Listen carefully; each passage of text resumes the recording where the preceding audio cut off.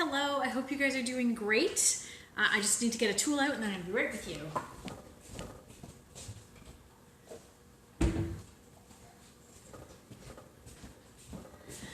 So I'll wait a minute to see who can come on.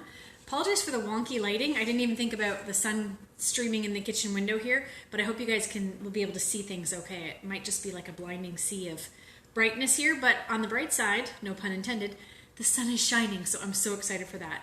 I'm just going to adjust my camera for a minute. Okay, that will do. All right, so chime in if you're watching so I can say hi to you and see who's watching. And I will post this recipe as a separate post, but I want to come live today and share a recipe with you guys. I actually planned on coming live last night and sharing a recipe, but the ingredients I needed weren't good. The ones we had weren't good. So that's going to be coming at a later date. But what I'm going to do today is I'm going to show you guys how to do a soft spice bar recipe. This was introduced to me by a friend, Brandy, years and years ago. I had a group of friends that we got together and did Christmas baking, and this was a recipe that she did one year, and I just loved it. If you love butter and you love cinnamon and ginger and cloves, nutmeg, you're gonna love this recipe. So it's really basic. It also has molasses in it, so you want to make sure you have molasses on hand. So it's called Soft Spice Bars. It's a Taste of Home recipe originally, so I'll make sure I make a note of that when you guys get the recipe post. So for this pan you need 2 bowls. One's for your dry, one's for your butter mixture to start with, and then you'll also need, you can use beaters if you want. This is such a nice soft dough that I'm actually going to use my mix and masher today to mix that. You'll also need some kind of a sheet pan, whether you use your stoneware bar pan or you have one of our sheet pans like this size. So it's like the 10 by 15 type size, and you can grease it. I'm going to be using a somewhat seasoned bar pan, so I'm not going to bother greasing it, but if you were using something like this, just grease it lightly, or with butter or shortening, or spray a little bit of oil on it and just make sure everything's coated, or line it with parchment paper if you want, whatever you'd like to do. So if you're just tuning in, I'm making soft spice bars. Please let me know that you're here so I can say hi, and then we'll get going. Okay, so in my largest of my mixing bowls, I have butter. It's about 3/4 of a cup, and it's melted. So to that, I'm going to add a cup of sugar.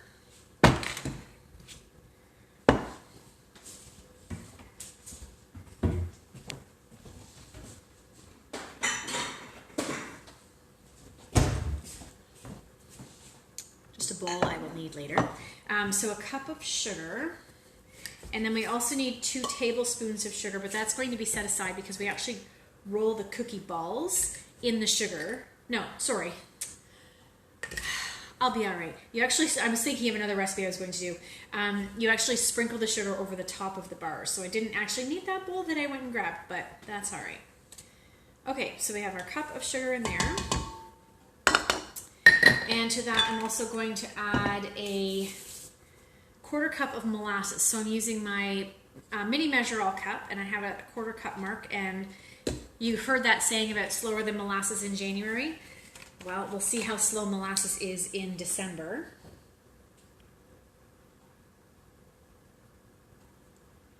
Fill it right up to the top. It's actually pouring pretty quick today.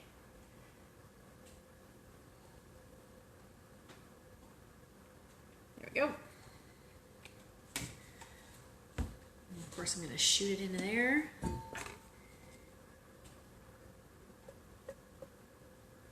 we go.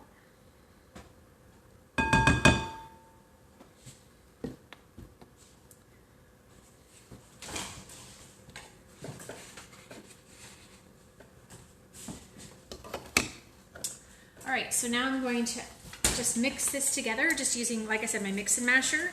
So this is a nice little, it's not a hard arm workout, but I like to get my hands in there as much as I can. But you can use a stand mixer or a handheld mixer. You decide what you want to do with that. So just want to mix it until it's smooth, and it's almost there now. You want to make sure that your butter's completely incorporated and not sitting on top of the molasses and sugar part, so that it gets all that goodness in there, and it's there we go, we're done. All right, so now I want to add in my eggs. So you need 2. No, I only need 1 egg. So I'm going to add my 1 egg and leave the other one alone.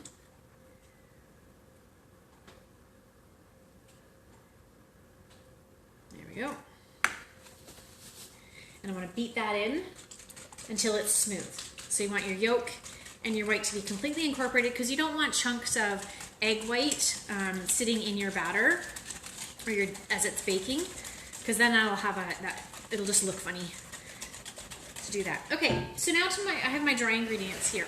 So I'm actually going to use this Cinnamon Plus. If you guys have not checked out our holiday pantry items, we have Korinji cinnamon, we have Cinnamon Plus, and we have the vanilla, the double strength vanilla. Oh my gosh, I just ordered another bottle and it arrived today. I'm super excited.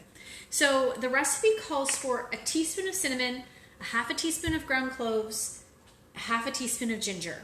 So I'm actually going to do 2 teaspoons of this Cinnamon Plus. And you know, this Cinnamon Plus doesn't have to be for just desserts. In my taste buds that came last month, there was a squash, like a squash stew kind of thing. And one of the girls on my team is vegetarian. She got the same recipe and she loved it. She said it was so good. So I'm going to actually add this to my molasses mixture, but I'm going to taste it. And if I find it's not cinnamony enough, I'm going to add in a little bit of cinnamon as well. Yep, and I also have salt. So flour, salt, and the Cinnamon Plus.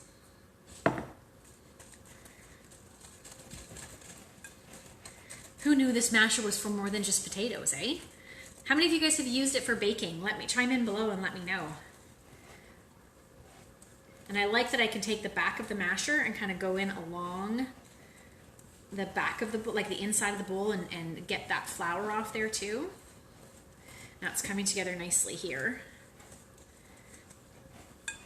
So another recipe that I'm going to share, I'm either going to share nutmeg meltaways or cinnamon crackle cookies. And the cinnamon crackle cookie recipe is one, again, from a friend's baking thing. And that's the one where you have your sugar in a separate bowl and you roll your balls in that. It also has orange zest and lemon zest. It's really, really good. Well, we're going to see what happens here, because this just doesn't look like very much batter, but we'll try it out and see how it goes. All right, so I'm just going to bake this in a 375 oven for about 10 to 12 minutes. So this is a super quick and delicious treat that you can make, and then you just slice it up into the bars, into squares, and put them on your tray or put it in a tin and give it to somebody as a Christmas present. Either of those would be delicious. And oh my gosh, if you guys like butter-based batters, you're going to love this one. It's so good. So good. All right. So this is all I'm going to do is pop this on here, and then I'll spread it out and bake it. So I will show you guys a picture of the finished product later. But thanks for tuning in. Again, it's Soft Spice Bars, and I'll share the recipe in a separate post. See you again soon.